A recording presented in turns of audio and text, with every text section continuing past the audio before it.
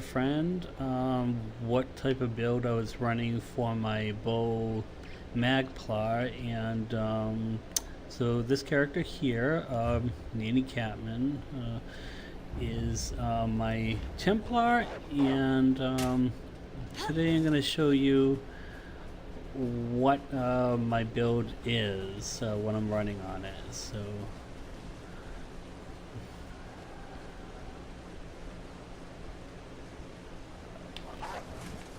as soon as this little dog goes away, thank you. Alright, so let's start with the character screen. So I'm using all stamina in my attributes. My weapon crit is about 35%. Weapon damage is about 2,000. Oh, crit resist, I'm going to be changing that pretty soon, because I was running this as a PvP toon, but then I decided to go just strictly PvE, so I'm going to be changing that. So the 1500 crit resist, don't pay attention to that right now. Have been tweaking things. It was 4,000, but I dropped it down quite significantly. But anyway, I'm using the warrior boon for weapon damage. I use obviously Dubious Cameron for stamina recovery and max stamina and health. I'm a vampire. I always stay at stage 4. These perks right here, the minor endurance, intellect, and fortitude, is based on a skill that I'm running on my bar. It's the right button, you can see. So the skills, first I use lethal arrow. It has to be lethal. Poison injection, binding javelin, restoring focus, and repentance. So just having this slotted, that's where you gain the minor fortitude, endurance, and intellect. So binding javelin is part of your Adrix spear class skills, and you're going to want to open up all the passives, obviously. Restoring light class skills, that's where you find repentance and restoring focus, and again you're going to want to open up all the passives. Same thing for Dun's Wrath, just open them up even if you're not using any of the skills.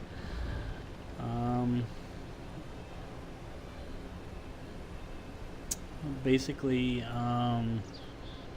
this one here especially, because you don't really need to have any of the active abilities on your bar to have this. So weird, but that's how it works. So your bow ability, which is what I'm using, obviously, you're gonna want to morph your ultimate to Toxic Barrage and have a lethal arrow and poison injection. This is actually a morph. There's another one, and I felt it wasn't doing that much damage as opposed to this one. And of course, unlock all your passives on that. So I'm wearing heavy armor, so you're going to want to open up all the heavy armor perks. Even though this is a stam build, I should be wearing medium armor for extra stamina, but as I said, I was using this as a PvP thing, but eventually I'll change that, but you're still going to want to open up all of these. But if you're going to run medium armor, and if you're doing PvE, then I would recommend just making your gear in a medium set.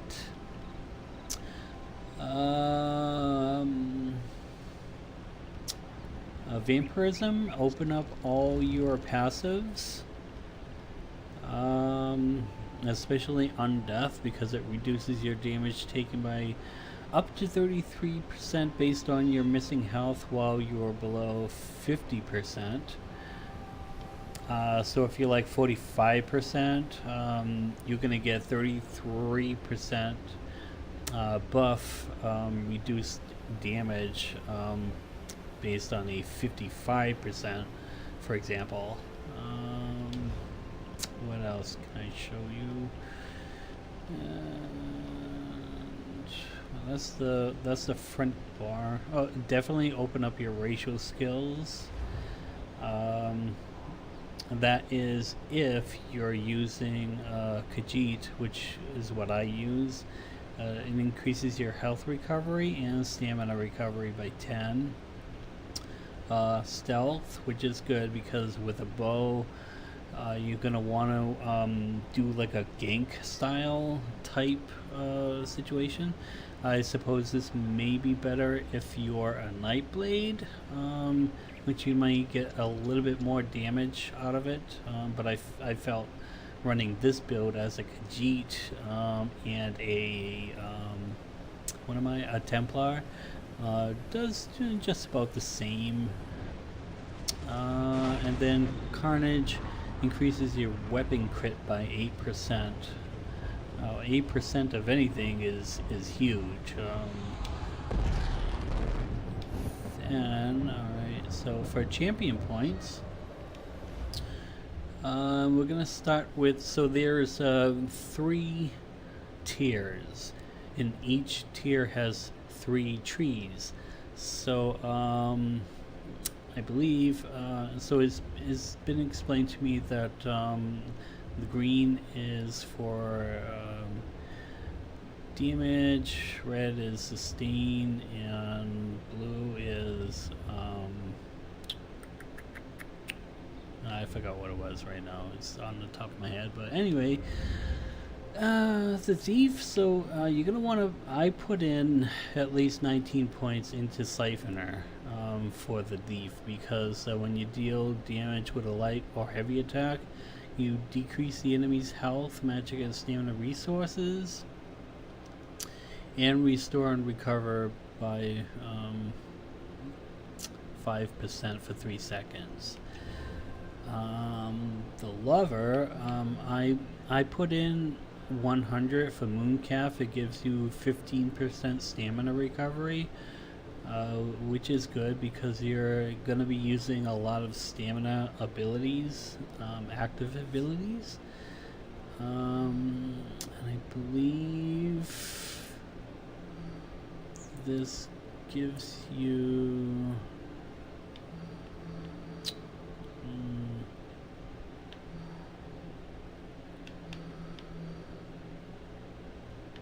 no, I thought it gave you something good on your star, but it doesn't. Okay, so hit very important for this one. In the thief tree, shadow tree, you're gonna want to use Befoul because it increases the effectiveness of your healing reduction abilities by a percentage. And what that basically means is whenever you do direct damage, this is going to increase that damage to your opponent, whatever enemy that you're aiming for, whether you're doing a light attack, heavy attack, or an active ability that does direct damage, but it has to be direct damage. So for dots, damage over time, you're going to want to use Thermitage, but I'll talk about that in a second. But I'm using Befoul, so dump is at least 50 into this. But I use the full 100, basically, because I like turning invisible if when you kill an enemy, a heavy attack, so I wanted that perk. But this is very strong for something that does direct damage, so you're going to want to use Befoul. I use 51 for tumbling. It gives me 19% reduced cost of dodge roll. I use a lot of that, of course. I actually changed it and I had like 25 and 25, but again, I'm not using this character as a PvP player anymore, so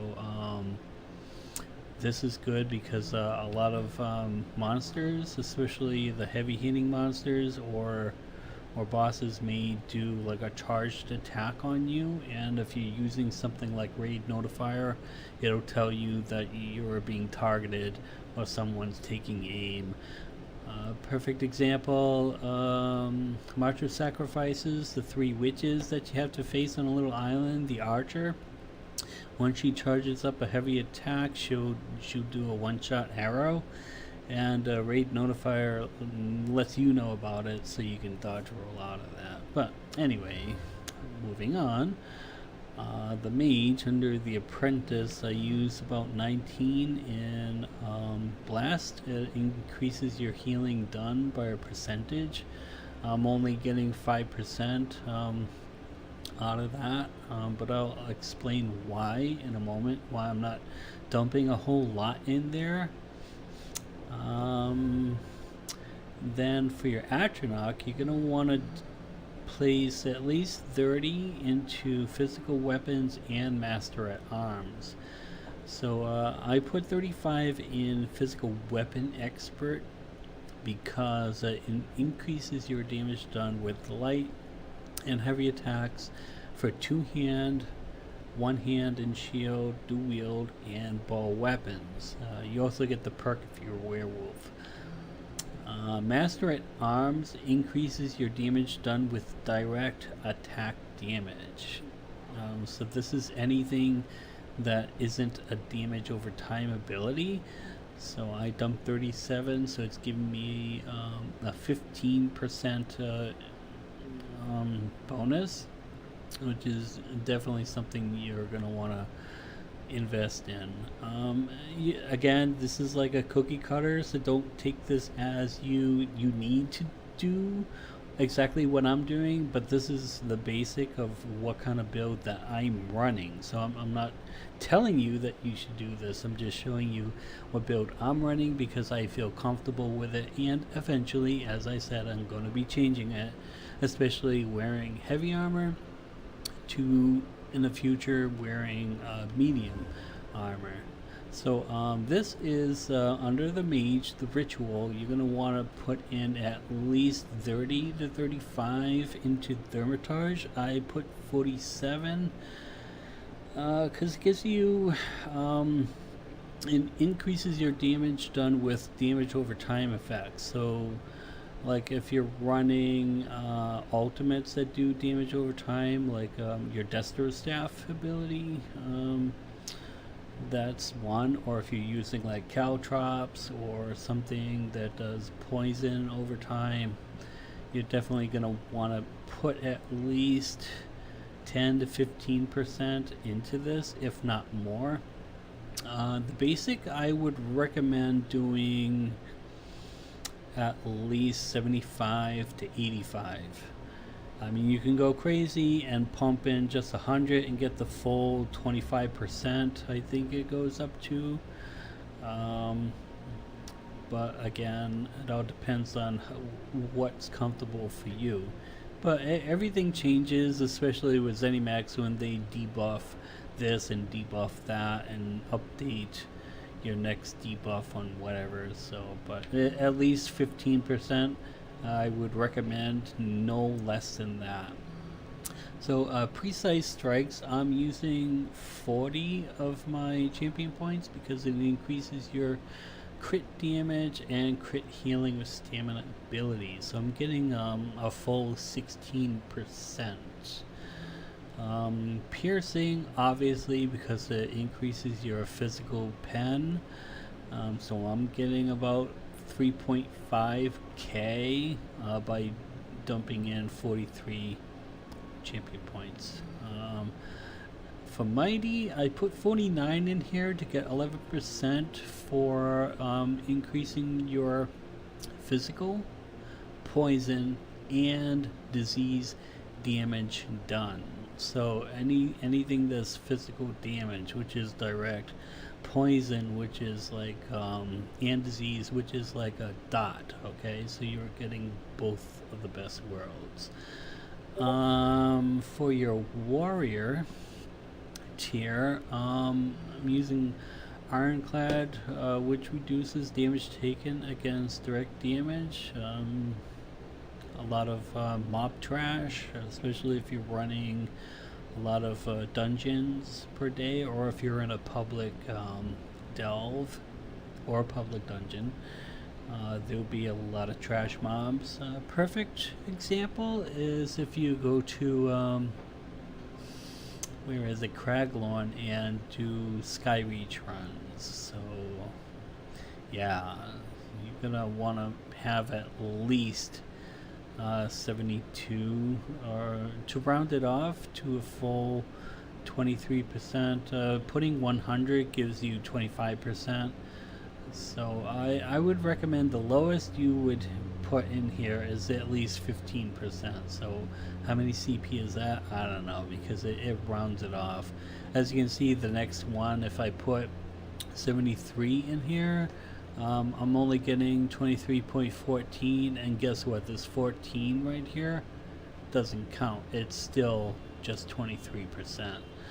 So, moving on, for the lady, I use Hardy because it reduces your damage taken from said physical poison and disease, because you never know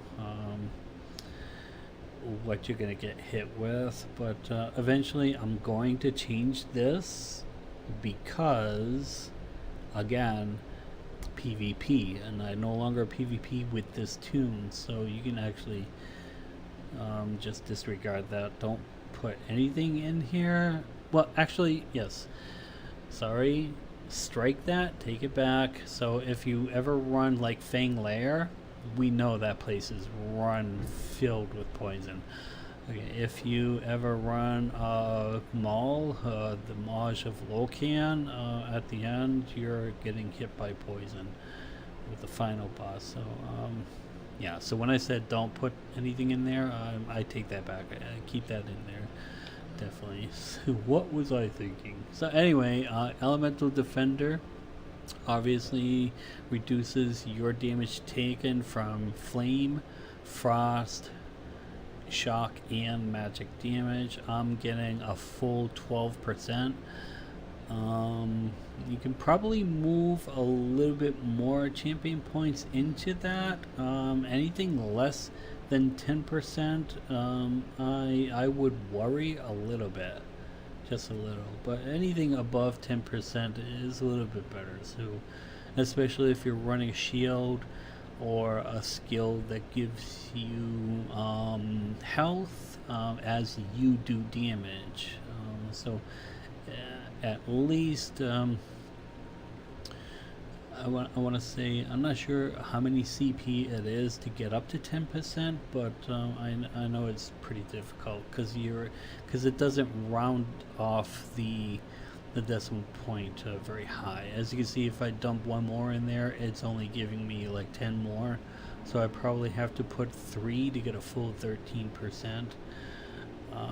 Thick Skinned reduces your damage taken from damage over time effects, and this happens in the overworld anywhere if you're in a dungeon, delve, or whatever, especially if you're getting hit by poison. That's damage over time. So you're going to want to have at least something that's over 10%. So I keep 13 and 12 on these two. So 31 champion points here at Thick Skin, and 62 in Elemental Defender. And last but not least, our little Lord tree and the warrior tier, using 56 CP in Bastion because it increases the effectiveness of your damage shields by 20%, for me anyway. So again, eventually these may change over time. because I just haven't had the time to really do much with this build since I decided not to do PvP with it anymore. Because I was doing well with just bow and doing a lot of ganking, and I was killing people with like one shot, and then ZeniMax with their updates and their debuffs, and it takes like 2 or 3 shots. But then I went sword and board, and then a two-hander with this and that, and I ended up wearing heavy armor, and I had to change things around a little bit here and there. But then I decided no more PvP on it, and I went back to bow on both front and back. So, but 20% increased effectiveness for your shields is huge, especially on a Templar, and I'll explain that in a second. So if we go back to the skills,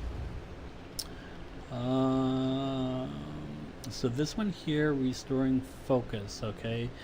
You create a rune of celestial protection, so you're gaining physical and spell resistance, and you also recover a little bit of stamina every 1 second for 20 seconds. Standing within this rune, you gain that physical and spell resistance by 50%, but you can still have it outside the circle a little bit, but it doesn't give you that much power. So what I mean is, like, once you cast it, see how I'm glowing? I'm glowing really nice. I'm still getting that physical resistance. And here, now I'm getting 50%. So, that's a really strong skill that you want to use. So, now in tandem, I will use, oh, see, as I lied, I wasn't using bow on my back bar. I still have a one-handed. So, but most of the skills, maybe this one and this one has changed. Executioner and forward momentum. So basically, you're using vigor and forward momentum to heal yourself up. And if I close up, see those these little specks coming up from the side? They're going up. That means I can't be CC'd for like 3 seconds. So you would see the added buff right here. Look, if I do it again, say 3 seconds, I'm getting that little perk, so I can't be CC'd. So like if I'm fighting zombies and a necromancer or something, and a big giant green hand comes up, or someone pins me with those talons, just do this and just walk out of it. I don't even have to dodge roll out of it, because that would be stupid, right? So anyway, that covers your character, skills, champion points. Let's go to your gear. So let me go back to the front bar. So for gear, I'm using Eagle-Eyed, and with a Nirnhoned enchantment.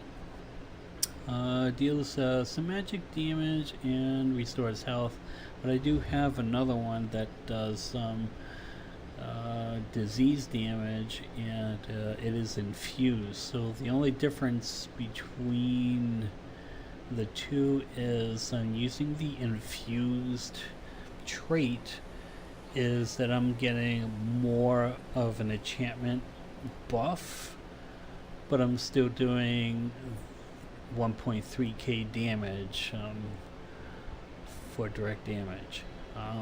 For Nirnhoned trait, I'm not getting as much for the enchantment, but I am getting 1.5 direct damage, 1.5k damage on your bow. So this is usually on my back bar, so I just haven't had the chance to swap it yet. still using a two-hander, the Maul Fury. Anyway, Grothstar. So I use Grothstar for my headpiece. It's a medium, and the enchantment is stamina. Eventually, I'm going to change the trait, but yeah, I have to get more transmute crystals. I have like maybe 50, and unfortunately I got another staff for another toon, so I'm going to be using that to change its trait. The chest piece, this is a craftable set, is called Shackle Breakers, so you can also make this in medium, which is something I recommend doing. So it gives you weapon damage and spell damage, helps recover magic and stamina, and then you gain magic and stamina resource, so it gives you about 2,000 points.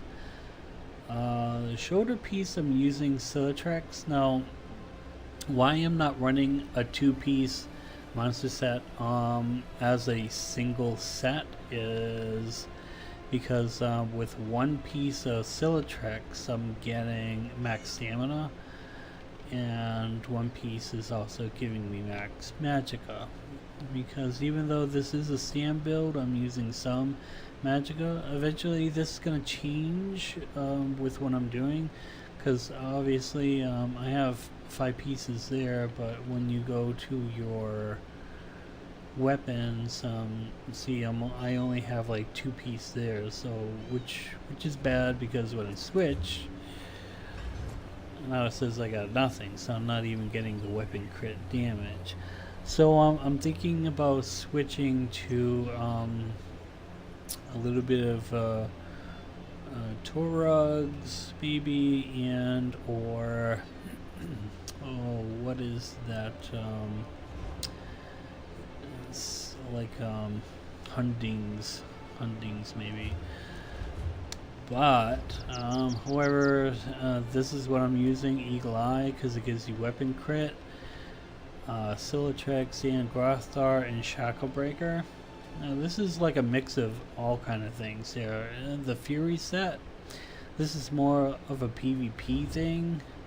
So actually I can probably just switch. Whoops. Yeah. Oh, do I only have one? I probably have another one in the bank. Okay, so that's your basic build that I'm using, and I'm gonna fix it eventually. It's just that it's anyone in this game knows it's really difficult to switch between PvP and PvE based toon. However, I do admit I do have this little add-on. It's called Dressing Room, and I do have it keybind. No, actually that's a lie, because I reloaded the gamepad default and keyboard defaults, but you can keybind it, so you will find it in here. So I usually do like F7 or something, and then you can keybind your build, go swap back and forth between a PvP to a PvE. That's if that's what you're doing, but in any case, let's go find ourselves a little guinea pig and see what's what. Maybe this brigand, huh? So I'm in stealth mode right now, so my power is going to be pretty tough. However, I do admit that if I buff myself up here with that and this, I get a little extra power. So let's go ahead and take aim. So I'm getting about 20,000 crit. As you can see, that hit was 26,000. So we can actually wait for the forward momentum to wear off, which is right about now, and we'll find ourselves another spigot somewhere, and we'll test out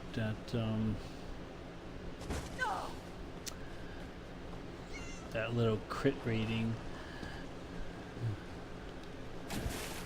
I mean, you can do that as well, and kind of like get a feel of how you feel your build will be using a two-hander that gives you extra ability. Oh, by the way, I did not explain the biting jabs. Okay, so sorry. So let's go right to it. So biting jabs is what I'm using on my back bar. So it does damage, yes, but however, activating this ability, which is down here, this is important. Activating this ability grants you major savagery, increasing your weapon crit by a flat rate number. So it's not a percentage, it's flat rate for 8 seconds. That's why I will proc it. You could do that, or just I bar swap. So I'll hit it, bar swap, and then I'll hit. So I have major savagery. That's a little axe that's going away right now. So I'm not buffed with those two.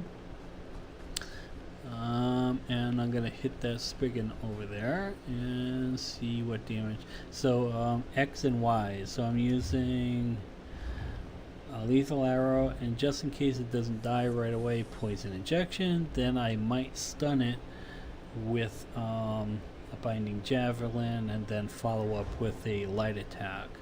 But let's see what it does with no buffs. So 24, so I'm missing like 2,000. So if you buff yourself up, you can get a full, like, the weapon crit is like really strong on this one. And that's basically because of that champion point befoul, and so I found like taking champion points out of it actually reduced that number. So you're gonna wanna keep as much champion points in befoul as possible. So I run a full 100 to get the 55% because it affects direct damage. So green again is direct damage. This is your sustain, and these are your resources. Okay, so now I remember. Duh. So damage, sustain, resources. That's what your tiers are. So read each one, what they do, and then when you buff up enough of these channels, your star may activate. For example, like this one, unlocked at rank 10 because I put more than 10 in here. Just you can put 10, and I'm getting a 10% chance gain double yield from no resource nodes. That means when I pick up a rune stone, for example, I will get more than just one item. Like if I get this, I will probably get 1 or 2 items. Okay, I got 3 there. So, but anyway, that is my build. It's a rework in progress because I recently changed from PvP to PvE, so I'm no longer using that. But again, your skills are very important because some will give you extra strength. So for example, focus your strength gain major brutality, increasing your weapon damage by 20% for 33 seconds, and then using biting javelin,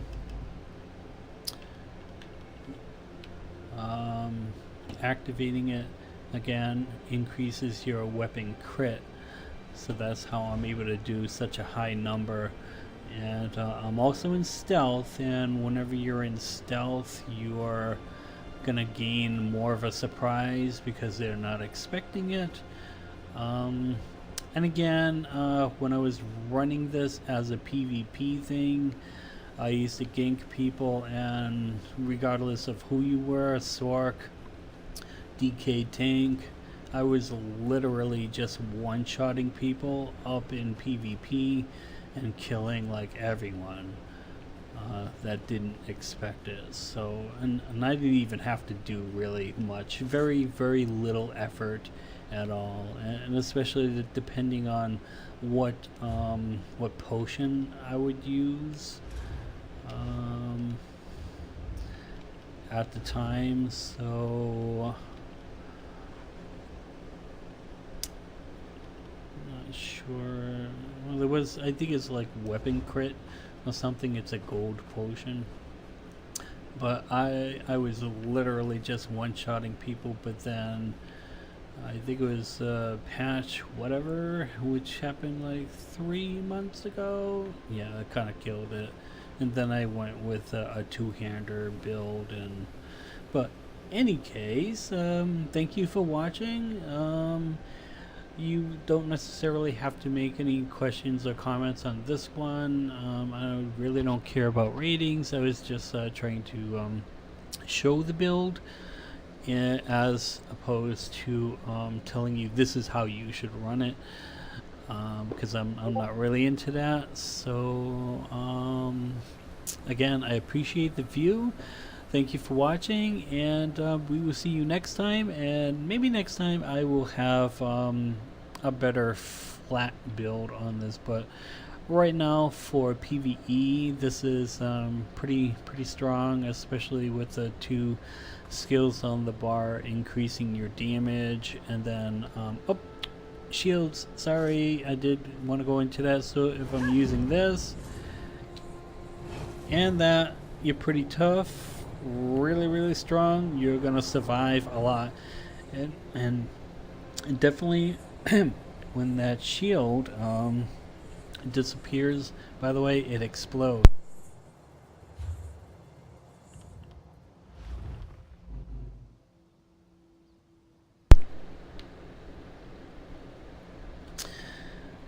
So when the shield expires, it explodes outward, dealing about 34% of the damage that it absorbed. So let's show you what that means. Probably I don't have time really to kill anything, but maybe I do, maybe I don't, because there's a lot of people in here doing things. Alright, so here, ouch, ouch. Oh shoot.